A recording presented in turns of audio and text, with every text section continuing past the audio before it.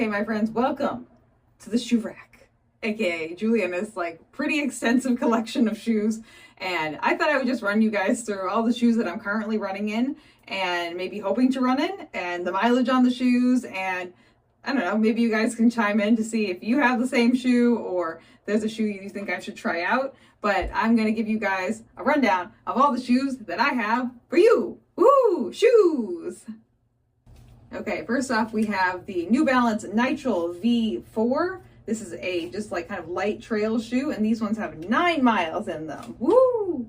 And then we have the Hoka Speed Go. I believe this is the 5th edition, and these ones have 74 miles on them.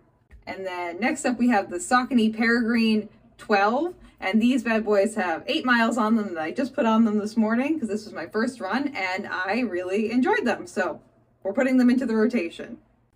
Next is going to be the Brooks Catamount 3, which has 11 miles on it, and I've genuinely really enjoyed this shoe, so ta-da!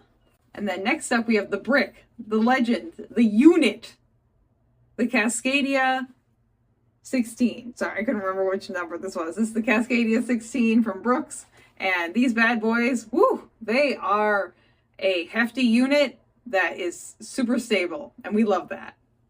Next up, we're going to bring in the Nova Blast Trail, which is the Nova Blast 4 with trail lugs on the bottom. These bad boys have 128 miles on them. And then I have a second pair with 134 miles on them.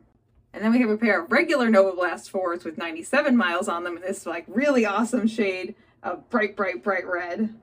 And then we are going to break out the On Cloud Flow 4. Nice Tempo Day shoe. There you go.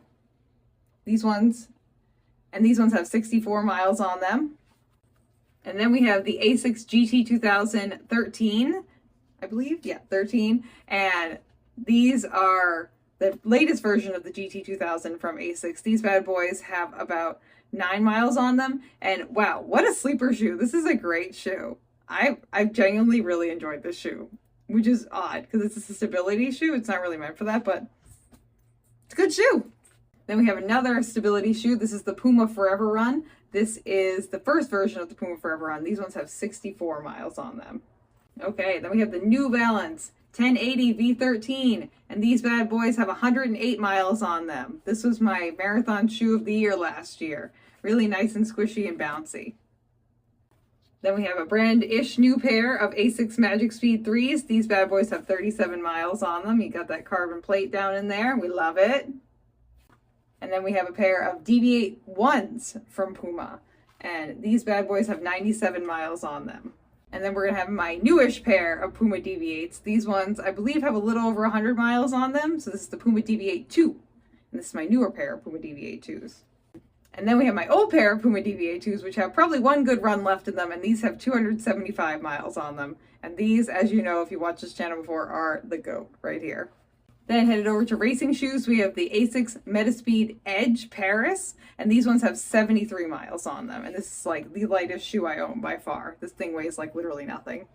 And then we have the Puma DB8 Elite 1. This has 61 miles on it, and this is Puma's kind of more controlled racing shoe, I would say, with the full carbon plate all the way through. And the last shoe we just had also has a full carbon plate all the way through.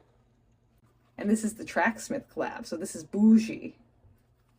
And then last but certainly not least, we have the Puma Fast R1s, which have this really awesome carbon plate thing going on here, where you can actually see the physical carbon plate through here. Obviously, I've worn through the side there. And these bad boys have 73 miles on them. And this is Puma's less controlled racing shoe. Now, I do have a couple of other shoes that are coming in the mail. I have 3 new pairs of trail shoes that should be coming my way. And then I also have a second pair of Puma DB8 1s that are in the closet ready to rock and roll. And then I have another pair of the Asics Metaspeeds in my closet ready to rock and roll. So we have a plethora of shoes. That doesn't mean we can't try more shoes. Also, I have not found the shoe that I want to use for my trail race yet. And that's kind of part of the reason that we're trying out even more shoes. So stay tuned to that. But this is the shoe lineup for right now, which is probably going to change by the end of the week because, again, I have 3 new pairs of shoes that are part of the Second Chance Shoe Society, which I've coined it, which is when I buy shoes used from other people, which a lot of these shoes actually were bought used.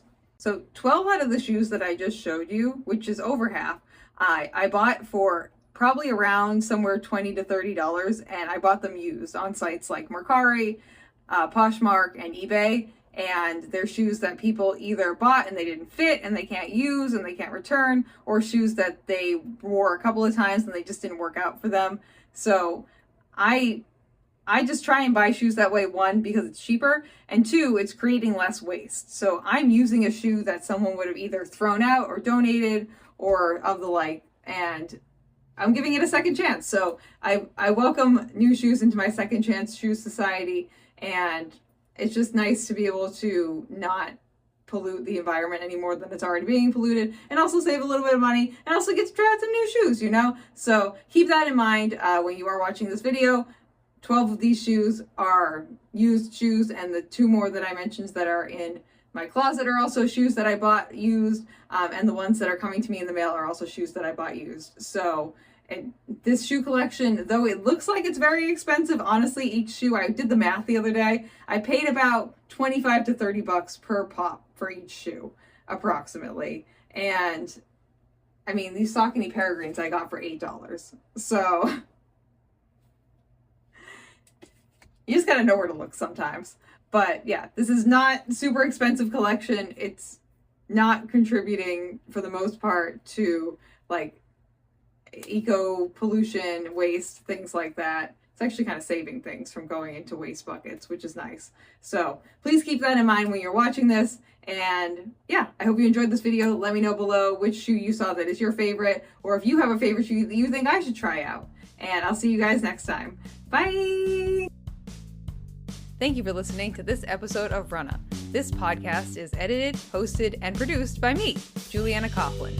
Brought to you in part by the Falmouth Running Club and the Falmouth Community TV station.